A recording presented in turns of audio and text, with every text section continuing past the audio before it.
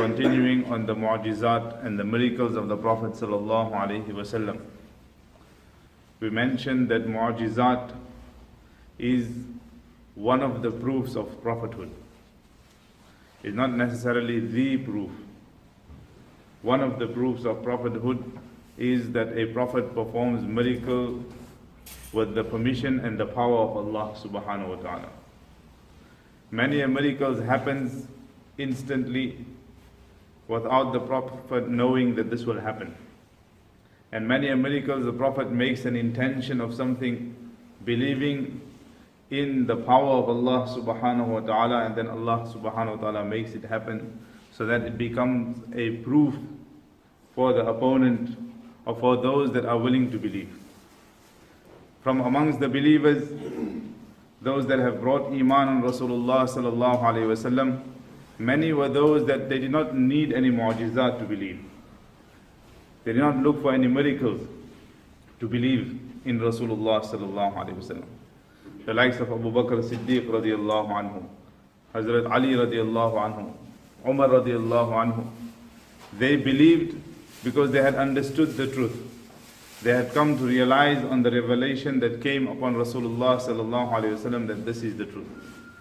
Abu Bakr Siddiq radiallahu anhu, himself being the companion of Rasulullah sallallahu alaihi wasallam from childhood, he knew that this person can never ever speak a lie.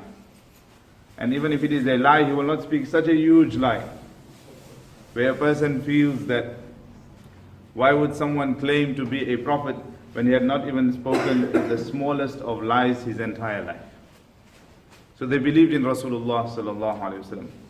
And that was Allah subhanahu wa ta'ala had praised their iman. Secondly, there was a group of people, they extremely rebelled against Rasulullah sallallahu alaihi wasallam.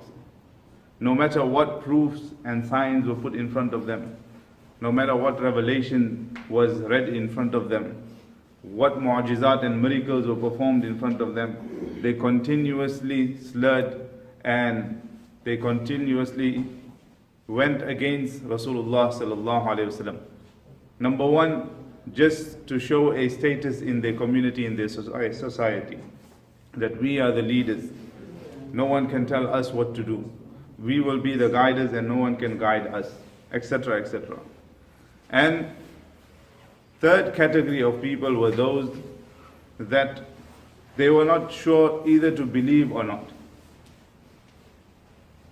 So they waited for some things to happen in the life of Rasulullah sallallahu alaihi wasallam.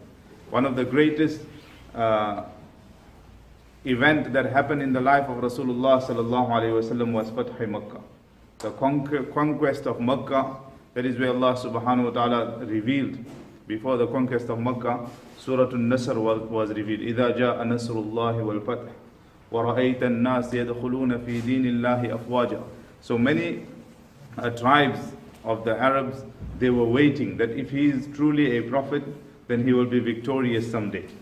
Someday he will have a large following. Someday he will have a high position. So they waited for approximately 20 years or 21 years they waited. And when the conquest of Makkah took place, groups and in large numbers, tribes and tribes were coming and accepting Islam on the hands of Rasulullah sallallahu alaihi wasallam. So this third group of people, they were neutral. They waited for something to happen. For them, these mu'jizat of Rasulullah sallallahu alaihi wasallam conquered their hearts. The miracles that the Prophet sallallahu alaihi wasallam performed. At one instant, Umar radiallahu anhu says, before accepting Islam, Umar radiallahu anhu was lying down in the haram. And a villager came with a calf to slaughter this calf on the name of one of the idols. So this calf, before being slaughtered, it spoke out in a humanly voice, in a loud voice, and said that هذا قد حدث أمر جني رجل فسيح يدعو إلى الله. That why are you slaughtering me on the name of these idols? Don't you know that a great thing is going to happen? A great incident is going to happen. And what is that? It says a person very eloquently will be calling towards the oneness of Allah subhanahu wa ta'ala. It is mentioned that this voice was so loud that everyone in the haram ran away. Umar radiallahu anhu said that this was the first instance where I started looking around to see what is happening in Makkah. There's something that is going to happen.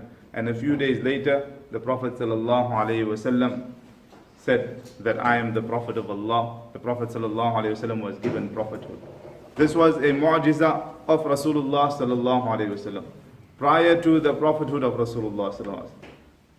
Some ulama say that even Amina radiallahu anha used to have dreams about her son, although she passed away way early in the life of Rasulullah sallallahu alaihi wasallam. The Prophet sallallahu alaihi wasallam was only 6 years old, and Amina radiallahu anha passed away.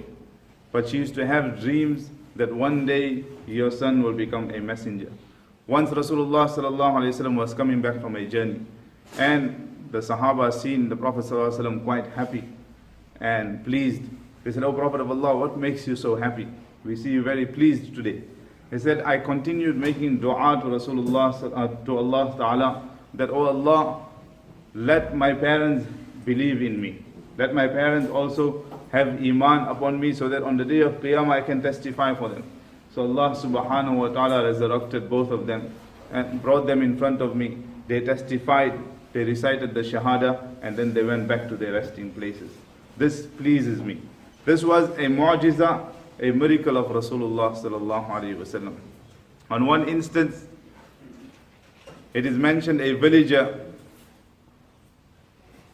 was going by where Rasulullah sallallahu alaihi wasallam stopped him, and he said, "O young man, why don't you adopt piety in your life?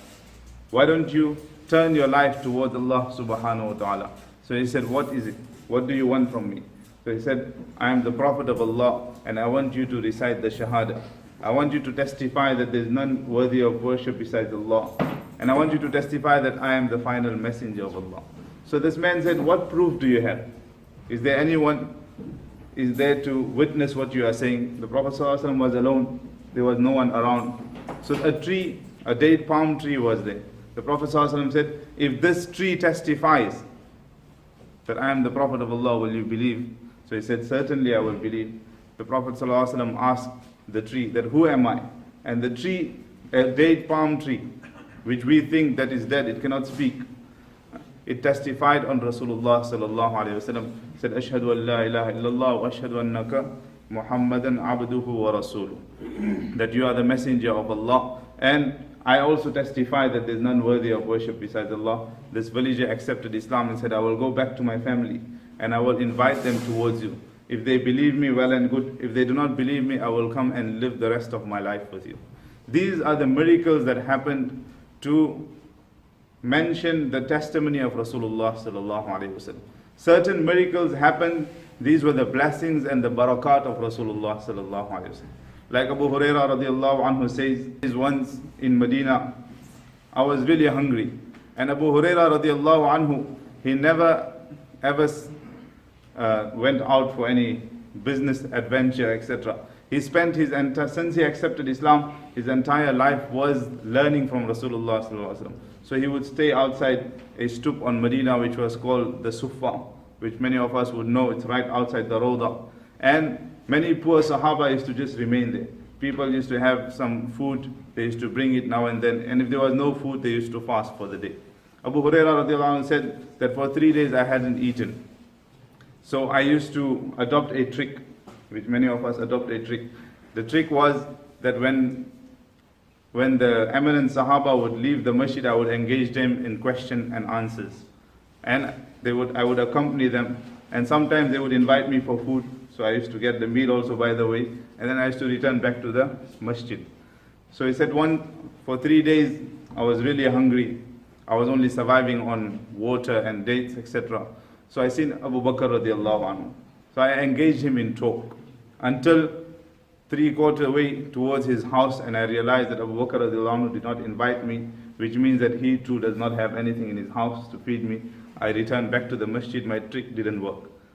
Secondly, I seen Umar radiallahu anhu, said, "Let me accompany Umar." I continued walking with him all the way to his house, right by the doorstep, and Umar radiallahu anhu also did not invite me to eat. I thought that maybe he does not have anything to eat as well. my trick didn't work, I came back to the masjid. When the Prophet ﷺ saw me, he smiled. He said, "Oh Abu Hurairah, I know why you are here." I said, "What is the instance?" He said, "Oh Prophet of Allah, I have not eaten for 3 days." He said, "Come with me to my house." The Prophet ﷺ took him. When he went home, he asked, "Is there anything to eat?" The Prophet, the Azwaj Mutahharat, one of the mothers of the believers, said that there's nothing to eat, but someone came and gave a bowl of milk only. So the Prophet ﷺ said, "Oh Abu Hurairah, go and call all those other friends of ours that are also hungry." So these were approximately 70 Sahaba that used to be outside in the courtyard of Masjid al-Nabawi. Abu Hurairah said, "There's one bowl of milk." I was thinking to myself, there's one bowl of milk and all these people will come and drink. What will I get? And definitely the Prophet ﷺ is going to tell me to serve it. So I called all of them. So they all started coming one by one. And as my thought was, my perception was, the Prophet ﷺ told me, "Abu Hurairah, take this bowl of milk and serve everyone." So first of all, I am hungry myself. One bowl of milk, and he said, the first person drank to his fill. The second person drank. The third, all 70 of them drank from that bowl of milk. Finally, the Prophet ﷺ said, "Oh, Abu Hurairah, it's now only me and you left. Drink as much as you want." Abu Hurairah radiallahu anhu said, "That day I continued drinking this milk." You know, like how we drink milkshake, Coke ice. So that same, I continued drinking and drinking and drinking until to my fill. The Prophet ﷺ said, "Abu Hurairah, drink more." Abu Hurairah said, "O Prophet of Allah, I cannot drink now anymore."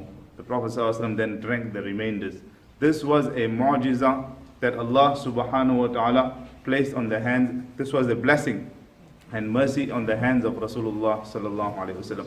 That is why, I'll end off here. The point we are making that these miracles are there to testify either on the prophethood of Rasulullah sallallahu alaihi wasallam, or are there to mention the blessings and the mercy of Rasulullah sallallahu alaihi wasallam. Imagine how much barakat Allah Ta'ala has kept in the life of the Prophet sallallahu alaihi wasallam. These are physical barakat. There are so many spiritual barakat which we too can benefit from if we adopt the sunnah of Rasulullah sallallahu alaihi wasallam. May Allah Ta'ala give me, you and one and all the ability. It is mentioned that bringing one sunnah in a person's life, one way of the Prophet ﷺ, if we bring it into our lives, is better than the 7 heavens and the 7 earths in the eyes of Allah subhanahu wa ta'ala. So that's why daily or weekly, let us try to bring minimum one sunnah. What sunnah can I bring today? Even if it is a small one. So the sunnah of miswak, bring it into our lives.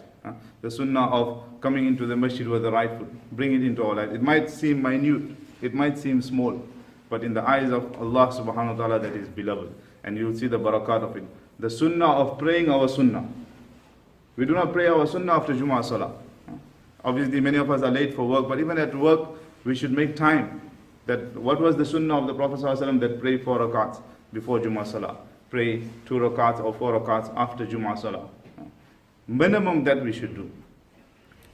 Before Fajr, pray 2 rakats of sunnah. These are the barakat and the blessings that will come into our lives. May Allah Ta'ala give me, you and one and all the ability. Wa akhiru da'wana alhamdulillahi rabbil alamin.